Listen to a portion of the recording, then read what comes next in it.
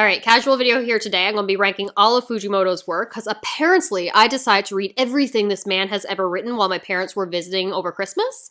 And apparently I thought it would be appropriate to read Fire Punch while in the same room as them instead of Berserk. Berserk would have been more appropriate. I'm just saying.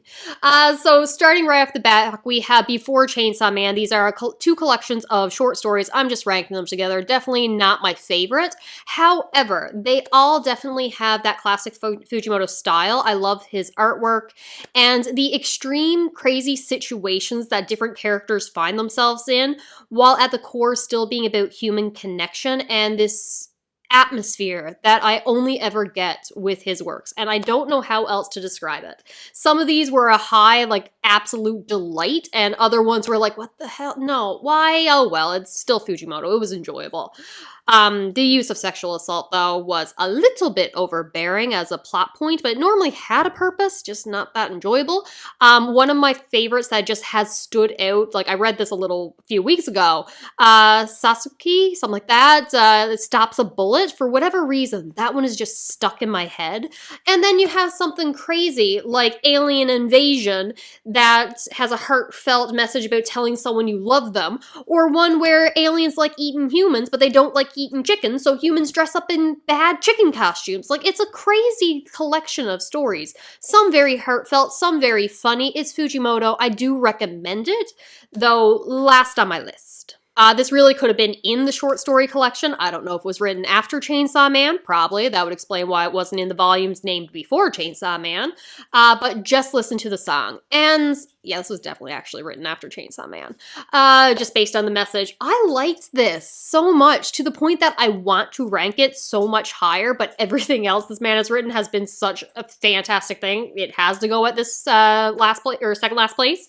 The story is very, very simple, and that's going to be a teenager is confessing his love to his high school crush, and he writes a song, posts it on YouTube, tells her to listen to it. It goes insanely viral, and at first people are making fun of him, but then they're looking for deeper meanings. They're translating the song into different languages. They're looking at things in the background, and in taking all these different interpretations that he did not intend. And the idea of authorial intent versus audience interpretation is definitely a motive here. And again, the lyrics are the title is simply Just Listen to the Song. And at one point, I'm like, is this saying people are looking for a deeper meaning where one does not exist? The curtains were just blue? Or, especially upon his follow-up where he releases another song, it falls flat because it could not live up to the expectations that the pedestal that everyone has put this character on. Is it saying that he was destined to fall flat? Is this a conversation how people hyped up Chainsaw Man Part 1 and then are criticizing Part 2? I hope not, because Part 2 is glorious. But no, because there is a deeper meaning. It's not simply take this at surface face value. Eventually the crush actually listens to the lyrics, finds the true interpretation, and the idea of creating something, destroying something, but also when your work finds its intended audience and you get the true message, but also saying that there is merit to finding meaning that wasn't actually there to begin with. Like, I love it. It is such a good short story, and I love it so. I love everything this man has ever written. All right, probably unpopular opinion, but I'm putting Look Back at number 4. I love this so much. Masterpiece work of art. I've not watched the anime yet, but the manga, my God, loved every single panel. Glorious. Very simple premise. You have two characters. One, Fujino, I believe, is a young girl when it starts off, elementary school, I guess, and she's constantly praised for her artistic talent. Granted, they're very juvenile, but still, there's a lot of heart, personality, and comedy to her drawings. And always, that's what she's known for. She's known for being the best artist. And then a character who has very much social anxiety, can't come to school, but wants to publish for the school newspaper the same way Fujino does, Kyomoto. They agreed to give up one of the panels so Kyomoto can publish her own manga strip. And the detail is incredible. It's all landscape, it's all background images, and it's like almost telling a story setting an atmosphere more than telling a story, but detail beyond belief, like leaps and bounds skill level above Fujino's. And to have their sense of identity challenged, that they are no longer the best artist, it leads to jealousy and drives her to be better. And there's a panel there where it's just like how to cheat and get better at art, fast-tracked art. There is none. Just draw. And she sacrifices her social life, everything. She's buying anatomy textbooks. She's studying the skill of art, and her art is improving, but not to the amount that her now rivals has. And when they're published side by side in the newspaper, again, people are just like, God, yours looks so bad, comparison. And eventually she gives up. The jealousy has defeated her, I guess. So she goes with her sister to karate class. She hangs out with her friends. She goes back into having a more social life until she finally meets her rival and understands that it was not skill, naturally born skill that one was born with and talent that led to such a difference. While she's at school, Fujimoto is just drawing hundreds and hundreds of sketchbooks, just drawing and honing her craft. And they come together, and the friendship between these characters as they realize they appreciate each other's skills. I cannot say spoilers in this video because you have to experience their life and journey of what it means to create somebody a fulfilling life, why someone would want to be an artist, because it's so much work with so little reward and you sacrifice so much. But the idea of creating something and making it yours and inspiring others and the life that it allows you to live. I love this so much. And the ending is glorious and it is Fujimoto's style. It is perfect. I also love that the characters' names, Fujimoto, Fujino, and Kiyomoto. And Fujino is this character who loves like crazy, insane personality to their characters. And Yomoto is such high detailed and masterful crafting in their backgrounds and images. It's like the two sides to Fujimoto's self, as this is definitely a deeply personal story, both to him as an artist, his relationship with other mangakas. It's so good. It is phenomenal. And of course, I love how the pacing and the tone that is brought into his mangas with like panels, and there's like 3 or 4, and they all look so close, nearly identical, with just small little changes to show the passing of time. I love it. I love how he paces his mangas and sets that tone. However, I like Goodbye Eri more. I love this, okay? Arguably, look back, is a masterpiece and should be ranked higher. But Goodbye Eri, if I'm saying their name correctly, is just so much more my vibe, and I love it so much. It's crazy, it's wacky, it's beautiful, it has such a heartfelt message, and I love the personality, okay? So story starts off with a young boy who is filming the last moments of his mother's life. She's dying of terminal illness. And oh god, I can't say anything without being spoilers. I need to make a full video on this one later on. Completely spoilery. But we'll say he ends up showing his film and it does not get the reaction that he would intend, and he's mocked for it. But there is one girl who decides to take him under her wing because she sees potential in him and says, that was actually a really good movie. I'm going to get you to watch a bunch of movies with me, understand the craft. You're going to create a new movie for me. And first of all, showing Fujimoto's absolute love of cinema is on high display. Again, I love the pacing and tone where, again, you have so many panels that look the exact same with just these minuscule little changes in detail to really drive home a certain atmosphere, to slow your reading. I love it. I hate it when like I'm reading a manga and everything's happening so fast. Like, no, set the tone. Let the atmosphere breathe. Let the situation just sink in with more than just the one panel or one tiny little thing squeezed into a square in the corner. I love the pacing of Fujimoto's work so much. The overall message being one of how one is remembered, how a piece of media can manipulate true events and present something to an audience that does not always reflect reality, and how then you can remember them a certain way. So I guess directorial intent to display something. How it shows the importance of perspective, how the audience experiences a scene and events, the way the scenes are edited and framed and portrayed in a certain way to evoke certain emotions. There's a goal and manipulation to it, and that is what I love about this story. the protagonist usually uses that to have people be remembered how he wants them to be remembered, not how they truly were. And it also goes into his own grief of his mother's passing. It combines reality and fantasy in a way that I adore so very much. The entire thing, well, the majority of it is from the perspective of Yuta just like filming on his smartphone. And it even uses like shaky cam as part of the story in these candid moments. I love it. I love it. I love it so very much. The ending is phenomenal. Fujimoto has never written a bad ending. Even in the before Chainsaw Man things, the short stories, like some of them were weird, some of them I didn't enjoy, but somehow he always nailed the ending. I didn't even mention one of my favorite things. And again, it combines reality and fantasy in a way to tell and present a message that you don't know what reality truly is. So characters are having a very heartfelt conversation and you're feeling it and you think this is real, only for someone to turn to the camera and say, cut. And it leaves you questioning what other moments were scripted, were real, what was the truth. I just love this story. I need to talk about spoilers in another video. Just do me a favor and read it. Number 2 is going to be Fire Punch. Listen. I love Fire Punch so very much. This was phenomenal. Do not judge me for it. That is not a recommendation. I don't know who I'd recommend this story to, because you know the vibe of Chainsaw Man. My absolute love. It's a delight.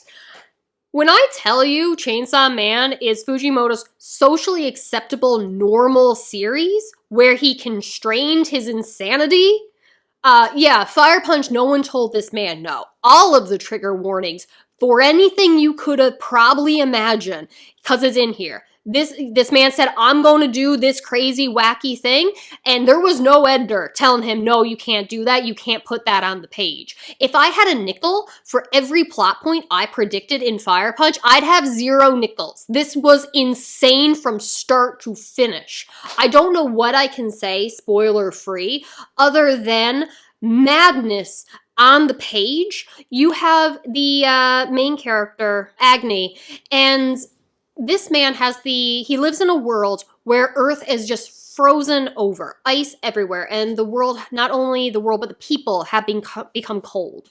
And it is a brutal place to live, but you have people with blessings. So Agni has the ability to regenerate, and he's using his ability to protect his sister, to protect his village, and keep everybody alive. Someone comes to his village that has the power of eternal flames. So the flames will burn until it consumes, kills the life force of whoever it infected. So Agni gets set on fire, but his healing regeneration is border on immortality. And as he burns, he regenerates. He's in constant pain. This is not third-degree burns where you can no longer feel it. Constant pain. Takes him like 8 years to learn how to function as he is constantly on fire.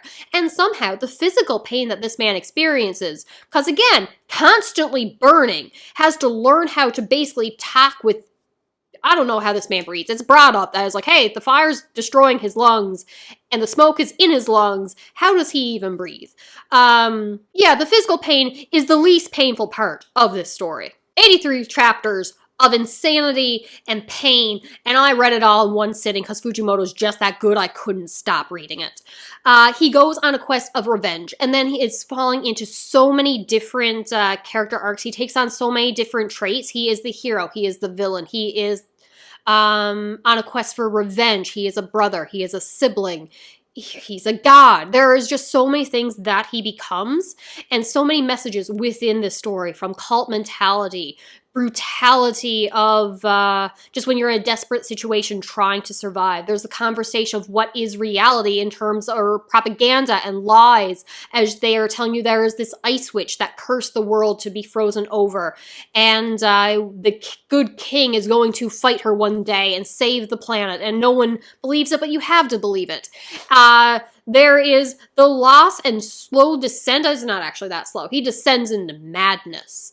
But then somehow, a little bit crazy in the middle. Middle, not a big fan of how we get from one section to another. Just need a couple more chapters, in my opinion. It will be the only criticism you ever get from me when I do talk about this in spoilers.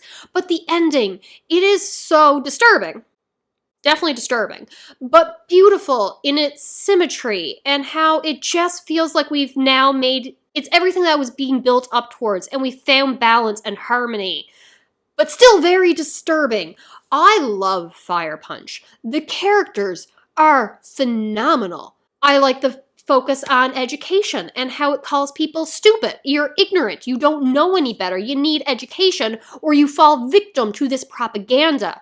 And you get set in this way of life and you don't know any better. You don't think to learn and change. Oh God almighty. I feel the need to give some kind of disclaimer to anyone who wants to read this because I guess trigger warnings, like people are described as, especially ones who have blessings, as firewood, as they will be used.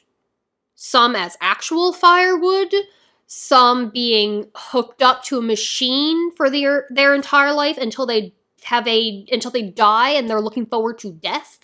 Cannibalism, incest, torture, slavery, assault of every type. I mean, when I say all the trigger warnings, I mean all the trigger warnings. I read splatterpunk extreme horror sometimes, and there were moments that I'm just like, yep, so this is happening.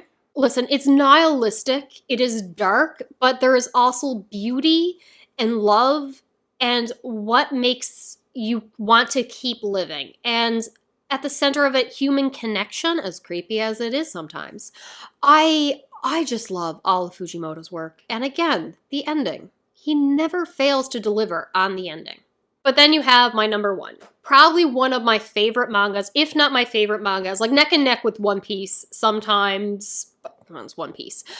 I love Chainsaw Man so very much. The core of this series, especially in part one, being human connections, to the point that I cannot express how much I love these characters, Denji specifically, and I can't understand some people. I have conversations in real life with people, and I say I love Chainsaw Man, and they turn, and they look me in the eye and say, isn't that the one where the protagonist's only goal is to touch boobs? And I'm like, you have never watched or read Chainsaw Man, or you're reading it / watching it with your eyes closed, because my God, I cannot not understand how you would get that, other than that's exactly what he says.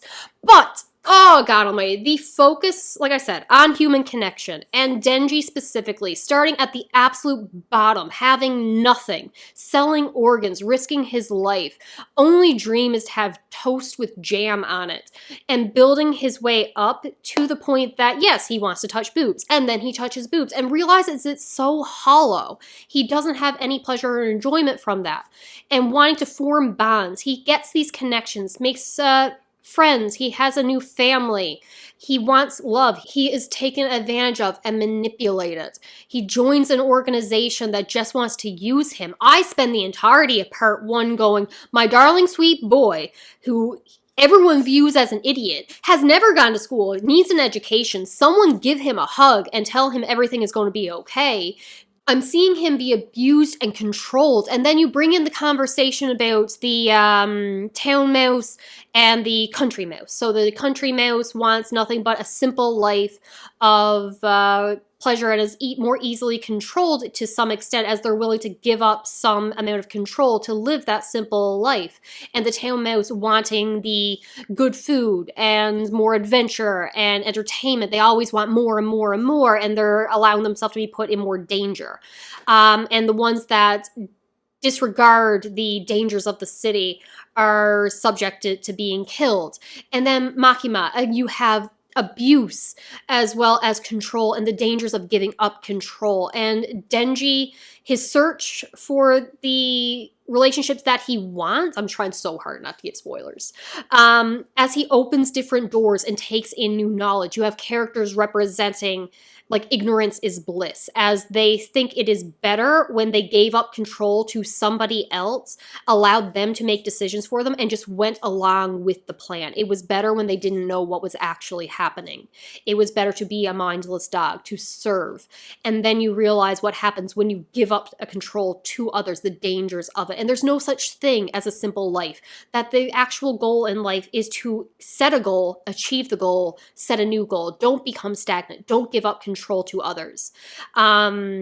and you always have to be fighting. So yes, his dream started off simple because they had to for the story. It had to start off with wanting jam on toast, for him to want more, to not become complacent, to want to touch boobs, to want to form a human connection, to want to see good movies. And the idea of dreams. As your dreams grow, your dream will never match reality. There will never be one dream that will make you whole, that will make you content, which will make you settle in and not want anything more. You'll be happy if you just achieve this one dream, because that dream will not be as fulfilling as it is in reality. So you get a new dream and a new one and a new one and keep building it up. And I love how Makima, her dream is in itself a fantasy, because in her world there would be no bad movies. It's so good. I don't understand how people dislike Chainsaw Man. And then you get part 2, when I became obsessed, because Asa, delightful girl, angel, did nothing wrong in her entire life.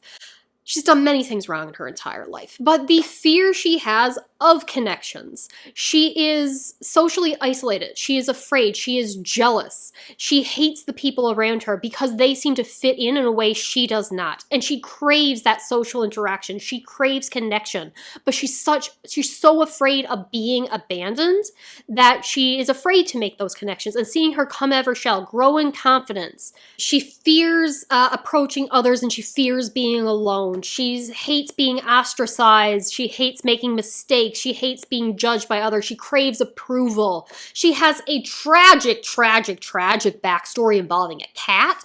Fujimoto has ripped my heart out so many times in this series, I can't even tell you. Both part 1 and part 2. And I loved every moment of it.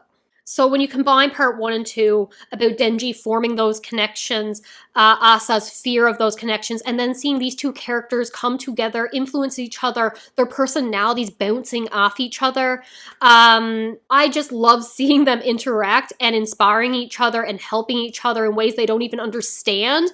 I can't call her that name. Yoru. I adore them because you have like the split personality monster inside you kind of trope done to a way that just works, as both Yoru and Asa influence each other. You see their personalities kind of rubbing off on each other, their dynamic changing, they have opposing views, they have different ways of handling conflict. I love Yoru, Asa, and Denji so very much, but at the same time, part 1, Denji, Aki, and Power, I love them so much. The dynamic is so different, it's fresh, it's new, I love it so much. Chainsaw Man is near flawless.